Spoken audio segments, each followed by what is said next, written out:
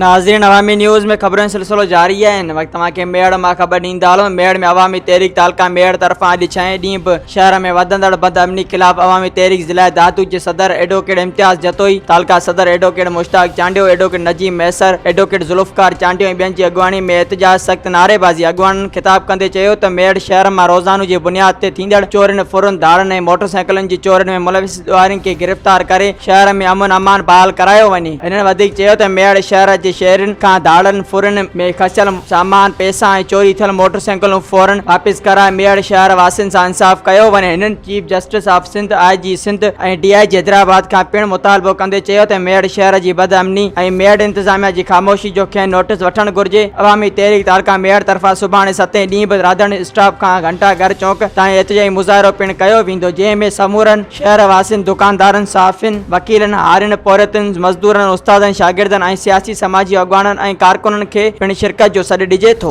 मज़ीद खबरों और तफसीलात के लिए विजिट करें हमारी वेबसाइट www.awamiNewsHD.com।